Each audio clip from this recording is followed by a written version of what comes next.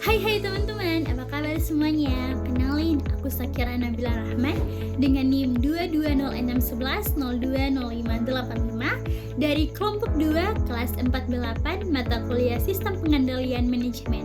Kali ini aku akan membahas atau mengulik sedikit mengenai buku Sistem Perencanaan dan Pengendalian Manajemen karya Mulyadi dalam bab 16 sampai dengan bab 18. Tanpa berlama-lama lagi, kita langsung saja ke pembahasannya. Kita mulai dengan bab 16, di mana bab 16 ini menjelaskan mengenai balance scorecard, konsep evolusi, perkembangan, dan dampaknya terhadap desain SPPM. Apa dampak balance scorecard terhadap SPPM? Balance scorecard menjadikan pengukuran kinerja personal komprehensif yang mencakup perspektif yang luas, sehingga balance scorecard berdampak terhadap sistem penghargaan personel. Sistem penghargaan merupakan komponen ketiga struktur SPPM. Di samping itu, balance scorecard meningkatkan kualitas perencanaan, sehingga balance scorecard berdampak terhadap proses SPPM. Balance scorecard terdiri atas dua kata, yaitu kartu skor atau scorecard dan berimbang atau balance. Pada tahap eksperimen awal, balance scorecard merupakan kartu skor yang dimanfaatkan untuk mencatat skor hasil kinerja eksekutif. Melalui kartu skor, skor yang hendak diwujudkan eksekutif di masa depan dibandingkan dengan hasil kinerja sesungguhnya. Nah, mulai tahun 2004, banyak perusahaan yang menerapkan balance scorecard sebagai rangka berpikir strategik dalam penyusunan peta strategi.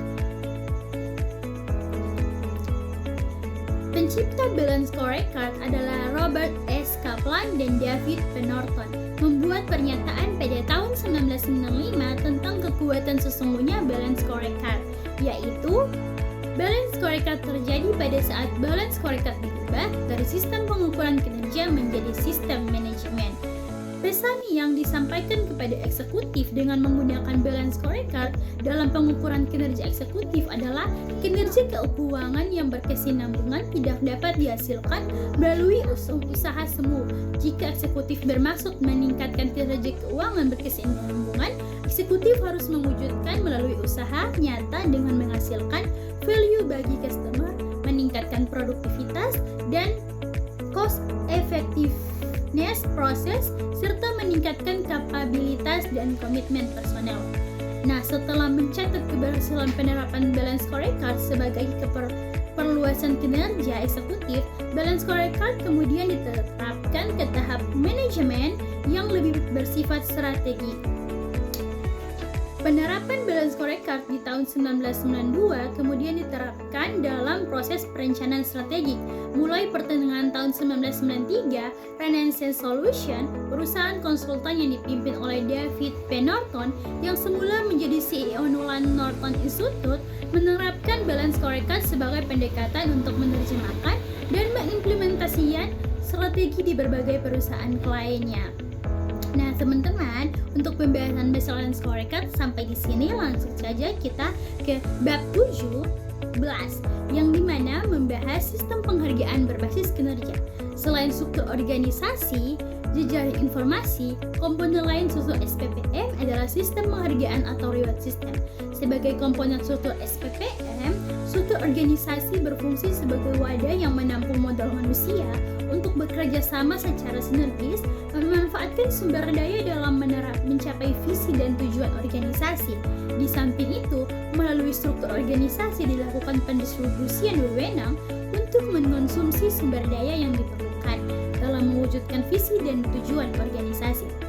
Sistem kinerja dan peran untuk mewujudkan kinerja ditetapkan serta kompetensi inti untuk mewujudkan peran ditentukan. Langkah selanjutnya dalam sistem terpadu pengelolaan kinerja personal berbasis balance scorecard adalah mendesain sistem penghargaan berbasis kinerja. Nah, sistem penghargaan didesain melalui 6 langkah. Yang pertama, menetapkan aspek kinerja yang hendak diberi penghargaan. Yang kedua, menentukan bobot setiap aspek dan komponen kinerja. Yang ketiga, menentukan performance grade. Yang keempat, menetapkan bobot untuk setiap perspektif yang dicakup sasaran. Yang kelima, menetapkan bobot untuk setiap sasaran strategik. Dan yang keenam, menetapkan tipe target yang akan dipakai sebagai basis pendistribusian penghargaan. Selanjutnya teman-teman, di dalam bab ini juga dijelaskan mengenai fungsi penghargaan. Dalam mode Porter-Lawler tersebut jelas dilukiskan fungsi penghargaan dalam memotivasi personel dalam menghasilkan kinerja.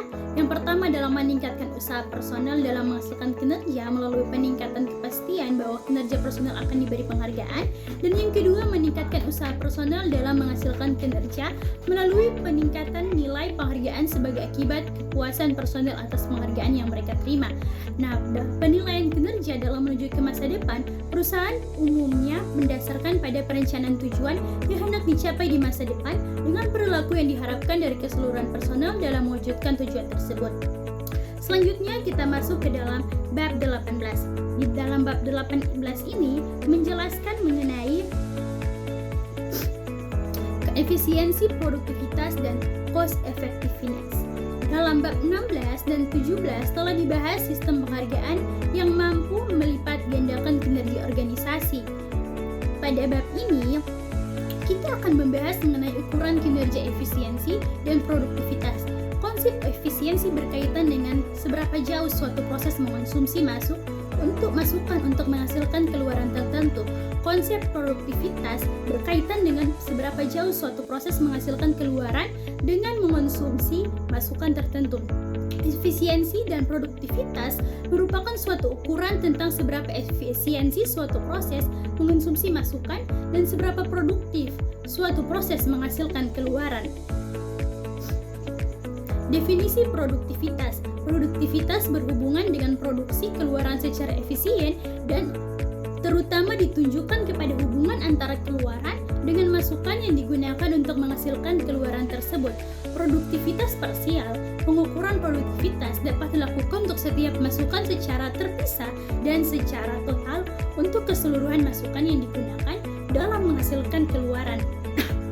Pengukuran perubahan produktivitas dengan ukuran produktivitas parsial.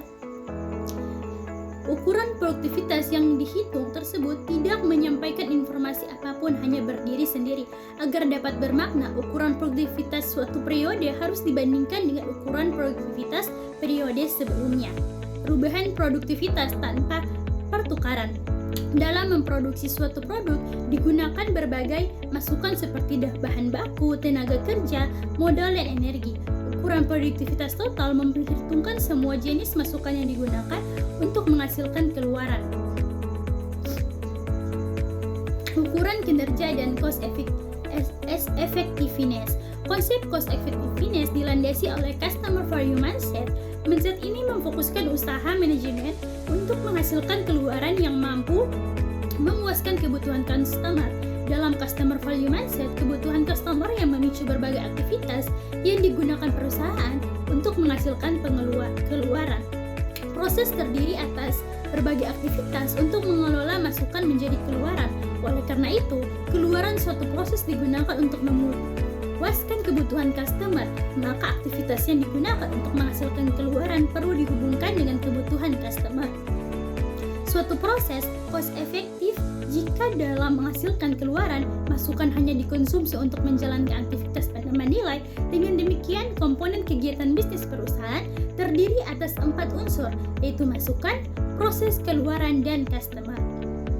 Bagaimana mengukur cost effectiveness suatu proses? Dalam proses pembuatan produk diperlukan cycle time yang merupakan keseluruhan waktu yang diperlukan untuk mengelola bahan baku menjadi produk. Jadi cycle time dibagi menjadi 4 komponen seperti disajikan pada gambar 8.11. Dapatkah CE diterapkan di luar proses manufaktur? Proses tidak hanya terdapat dalam departemen produksi. Proses pada hakikatnya adalah arus produk, bahan atau informasi dari seorang karyawan atau tempat kerja ke satu karyawan atau tempat kerja lain. Keunggulan ukuran kinerja cost effectiveness ada 3. Yang pertama, kinerja cost effectiveness memasukkan customer ke dalam model pengukuran kinerja. Yang kedua, konsep cost effectiveness menganalisis proses menjadi aktivitas penambah nilai dan aktivitas bukan penambah nilai. Dan yang ketiga, CE sebagai ukuran kinerja Nah, teman-teman, sekian yang dapat aku sampaikan. Mohon maaf apabila ada salah-salah kata, karena bagaimanapun masih dalam proses belajar. Sekian dari aku, sampai jumpa di video-video aku selanjutnya. Bye-bye!